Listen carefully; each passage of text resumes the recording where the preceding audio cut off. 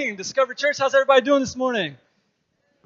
Yeah, it was good to see everybody out here this morning. My name's Cody Jones. I'm the youth leader here at Discover Church, 302 Student Ministries. And I don't know if many of you have known this, but Pastor Curtis talked about this earlier, was we had our first youth gathering last week. And boy, it was amazing. I had almost 20 kids. I mean, God was really looking out for us here.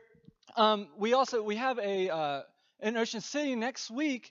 We actually have our first youth convention. Hopefully, we're going to take some new youth that have never experienced this before and take them and show them what God can really do for them. So we're really looking forward to that. If you have a team that is coming to that, stay in the sanctuary after service, and we have a few things we want to go over.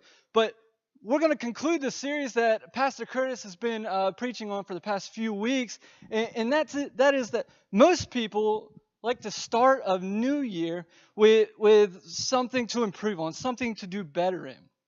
You know, we have these hopes that we want to do. We want to lose weight. We want to drink more water. We want to read the Bible in a year. Or you can go real far-fetched and, you want to not go to Krispy Kreme every week. Like maybe every other week. Your body will love you for it. But most of us, we have these hopes that are just hopes. We never let them gain any traction. We never let them gain any more than just be a hope. But we need these hopes become habits. We need them to be an uphill habit. And that's where we get to the point we've been trying to make, is most people have uphill hopes and downhill habits. Now, hopes are great. We all need hopes, but hopes are only a motivator. And they're no more than that. Unfortunately, we often don't allow these hopes to gain the traction it needs to become anything more. We allow our downhill habits that have been taking control of our life for the past whoever knows how long, and we allow those downhill habits to take over. We don't get new uphill habits.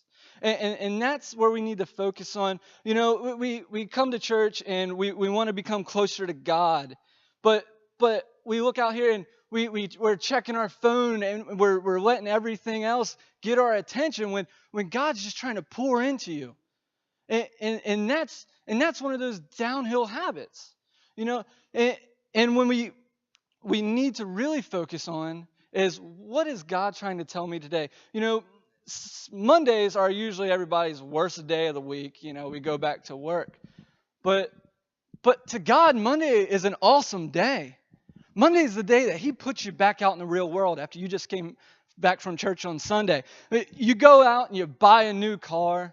Do you go and you put it in the garage right after you buy it? No way. I got a new car, and I remember that day because I was in youth group and I was 16, and I made sure that my parents sat in a back seat so I looked cool riding up in my new car. I wanted everybody to see me. Everybody to see me in my new car. And that's God that's you on Monday. God changed your life on Sunday, and now Monday He's putting you back into the real world. He's like, look what I did to this guy. Look what I did to this woman. And that's what we really need to focus on. When you're in church here, when you're in your small groups, when you're listening to whatever song you're listening to on the radio, and if bringing you closer to God, remember what He is telling you. I know we have these list of habits, and everybody has their own list of habits and everything, and you want to change your life, but hear this, everything will go so much smoother if we just follow God's habits and God's ways. Start with God. Put God ahead of everything. Romans 12, fix your attention on God. You will be changed from the inside out. Readily recognize what He wants from you and quickly respond to it. Unlike the culture around you always dragging you down to its level of immaturity, God brings the best out of you. He develops well-formed maturity in you. Now, here's a question for you, everybody. Has God brought the best out of you? For me, no. No, and I sure hope not. I believe God has awesome things He wants to do in my life. And I hope you feel the same way. I hope you feel like He hasn't even scratched the surface. I don't care how old you are. God has huge plans for you at any age for every year. Number one, we're gonna focus today on one of our points here. It's focus on what I do first. All right, so hear me out. Focus on what I do first. So that means you got number 1, 2, 3 in your line going down, right? What's number 1? Focus on number 1 and then put, things behind it. Number 1 has power because if number 1 doesn't happen, number 2 doesn't happen, number 3 doesn't happen. Put God first, right? If you put God first, then line things up. Now, if you put anything else first, if you put money first, now we're in trouble, right? Put God first and everything will work itself out. Live a God-first life. Number 2, control our thoughts. And this is one of my favorite things I'm going to say today.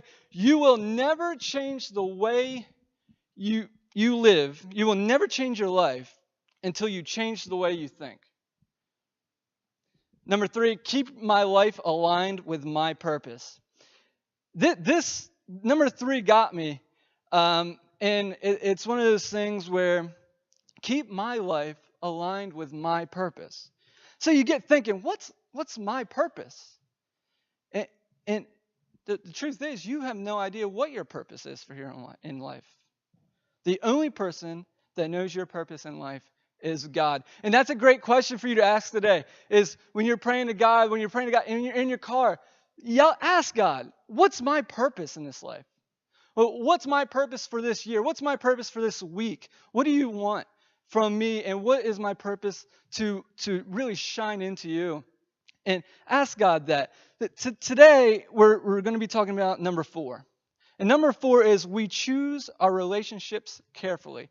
Choose your relationships carefully. The only, excuse me, you are where you are today because of the people who have been in your life up to this point. Good or bad, you are where you are today because of the people that have been in your life up to this point. Your relationship decisions are the most important decisions you will ever make in your life. Your relationships define you. And this is what I tell my youth this, is you show me your friends, and I'll show you your future. And how many of us understand what I'm saying there? Is Proverbs 27, a mirror reflects a man's face, but what he is really like is shown by the kinds of friends he chooses.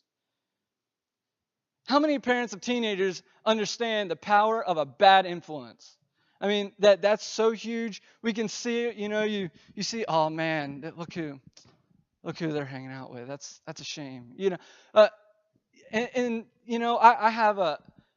had a friend when I was younger, and I remember I would come home from his house, and I'd get out of line with my mom, and I don't know how your moms are, but she didn't like that too much. And but she'd say, I can tell who you've been hanging out with.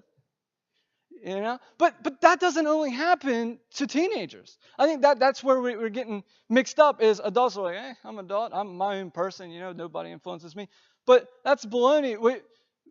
A bad influence, it can really, it will influence you whether you think so or not. Put yourself around good people.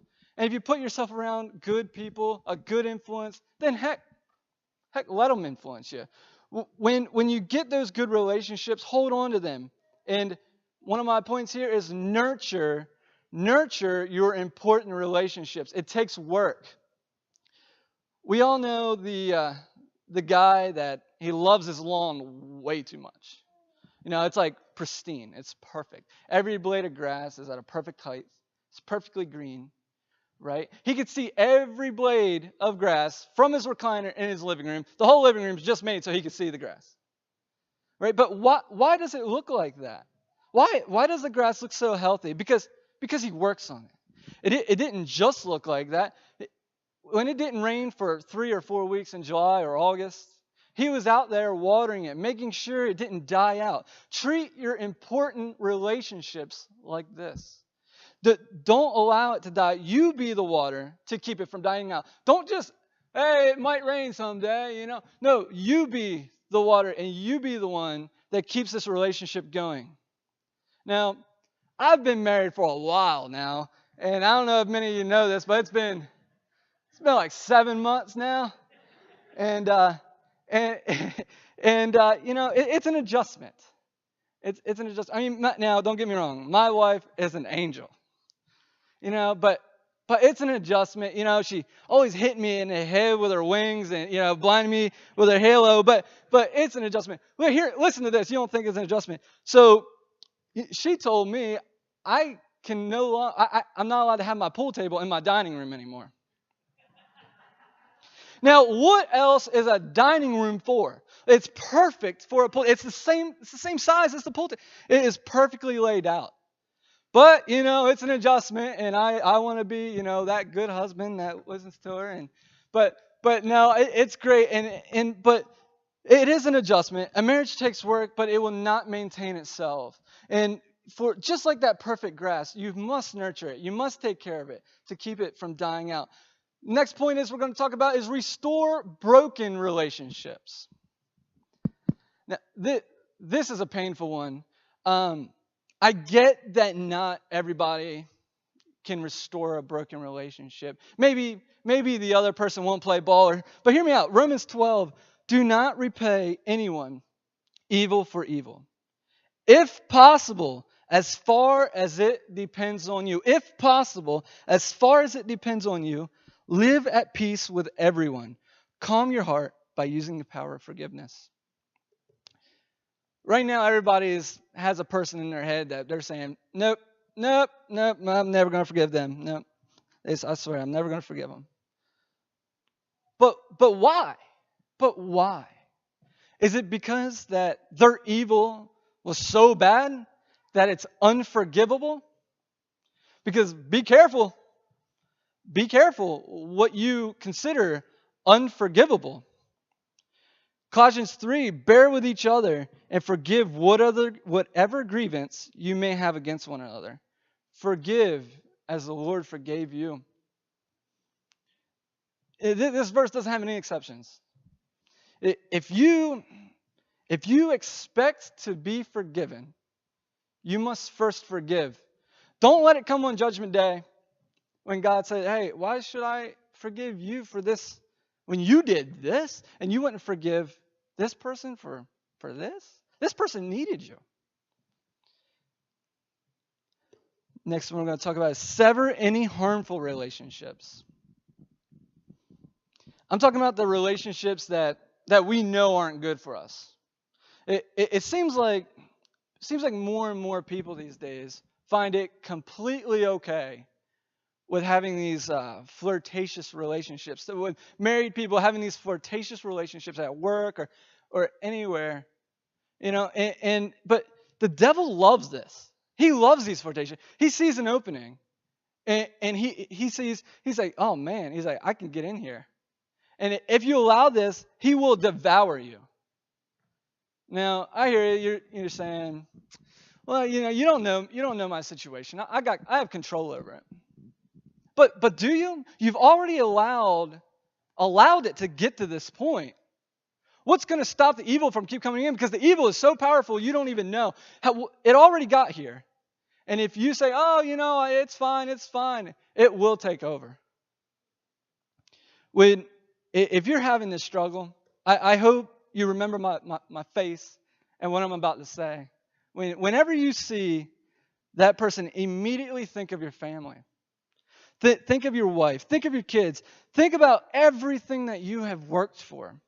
If this flirtatious relationship accidentally gained traction, how would that change everything? Everything you worked for, you will lose in a second. And then you'll realize once you're there that, shoot, I didn't even want this when I got it. 1 Corinthians 15, do not be misled. Bad company corrupts good character. And that's one I really strain to tell my youth. Bad company corrupts good. You could be a good person. You put yourself around 10 bad people or 10 bad influences, and it will corrupt you. Initiate some meaningful relationships. And this is the one I'm really focusing on today. That means start some you don't have. A lot of us don't do this. We get complacent. Everyone wants friends and mentors, but we don't want to take the steps to gain those friends or gain those mentors. We don't want to step out of our comfort zone. Men are the worst at this. I mean, guys, how often are we walking down a hallway and there's another guy walking towards us? We're walking and we look up, we say, hey, how are you doing, right? No, we don't. No, we pull out our cell phone and we do that whole thing where we just go to the left and we just go, we're not looking at nothing, but we just want to wait till he passes by so we can keep doing it. But that's because we don't want to step out of our comfort zone. That person might have needed somebody to say something to them. Sometimes it just takes something really tiny to do something so big. Now, I get that it can be a difficult thing, but that's why these are uphill habits. We got to work, we got to climb to get to the top. Now, how do we initiate the right relationships? Let's talk about mastering this habit. I'm going to give you 4 relationships now that you should put in your life. Let me say it like this. If they're not in your life, you need to get them in your life right away. Number 1 is develop my relationship with my church. Now, I'm not saying that it has to be this church. It'd be great if it was. We'd love to have you. But you need my church. You need I belong.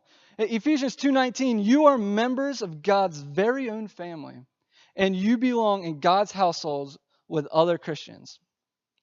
It didn't say you are attenders of God's very own family. You are members of God's very own family. You will get the best out of a relationship when you make a commitment. If you say, hey, I do love Discover Church, then we love to have you. We have Growth Track tonight. Come on out and we'll show you what we're all about and we can get you involved. Number 2, develop my relationship with godly friends. Now, have a set of godly friends. You might be asking, what are godly friends? Godly friends are people that make you more godly. They bring you up, not tear you down. If you feel like you don't have a set of these godly friends, come to Discover Church's groups. Our groups, it's a group, and you'll love it. These are great people to have in your life. They will bring you up. They will not tear you down. And trust me, if it's out of your comfort zone to go to somebody's house for a group of people that you don't know, do this. Go to the house. They're going to make food, okay? And it's delicious. But go to the house. Get a plate, fill it up with food, and sit. You don't have to say a thing. We're not going to make you say anything. Just listen. Just listen. Because you're going to learn, you're going to see that the people 3 rows in front of you today, or the person 3 rows behind you today, is having the same issue that you are having right now. That you're not alone. And you might need that person. But more importantly, that person might need you. That person might need you in their life. Acts 2:44, all the believers met together constantly and shared everything with each other. The reason for small groups is to get at a comfort level so we feel more comfortable to share. And share what? To share the real you. To share what's really going on with your life. Most of you right now, if I were to come down there with a mic and I say, hey, how can Discover Church pray for you today? Most of you would go, I really don't need the mic and I don't really want to stand up because I'm not really a public speaker. But that's what small groups are all about. A small group of people that you feel comfortable enough, that you feel like you can share, and it'll really help your life. Try it out. Number 3, develop my relationship with a team. It's fun to be on a team. I've been on teams my whole life. A lot of you have been on a team, whether it be a sports team or a band or any type of team. Some of your most important relationships that you have come from the team that you've been on. Now, here at Discover, I'm part of an amazing team. I'm part of the worship team up here. It's awesome. It's an awesome team to be a part of. The only thing is sometimes they got to be reminded of who the captain of the team is. And, so other than that, I can let that go. I can keep reminding them, but we'll see how far we can go with that. But it's fun to be a part of the team. And so many people in this room right now, I would have never spoken to in the first place if it wasn't for the team here at Discover. I encourage you to join our team. Be a part of of Discover Church, go to our growth track plan. Remember that's tonight. Get a part of our growth track plan. Look around. This is important. Look around.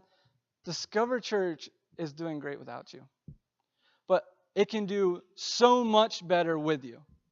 The things we can do, that with people that we pull in, we find, wow, how could we have done it without this person? You be that person. Number 4 here is develop my relationship with God. And develop my relationship with God. Have you ever thought about what it would be like to go all in? Like all in. You know, so many of us try God. You know, so many of us try. Attending church is awesome, but you can attend church without going all in. You know, we have a thing where so many people, you know, well, I just want to do enough to go to heaven. But I'm a huge sports fan. That's why the Super Bowl is so sad for me this year. America's team's not in it, and as we know, that's all the Cowboys. So if you have any questions about who America's team is, but so many of us will go all in with a sports team, but you won't go all in with God. You'll go all in with a team that doesn't even know your name. They don't even know you exist. But you won't go all in with the God that created you. Now, that really hits home. You know, don't let that happen. Don't let that happen. Go all in with God. And if you don't respond to God calling you, He will allow something to happen. He won't create it, but He will allow it. He will do anything to get your attention to go all in with Him. But don't let it get to that point. Go all in and watch. You won't be disappointed. Jeremiah 29:13. If you look at me wholeheartedly, you will find me. If you look at me wholeheartedly, you will find me. You must go all in, church. Don't just listen to people telling you the amazing things that God has done for them. You know, people tell you all these amazing things. You're like, man, I wish that would happen to me. Like, it can. You go all in with God, and you be the one telling other people what God has done for you. You cause the ripple effect and keep it going. You can go all in with Christ today. If everybody stand for me.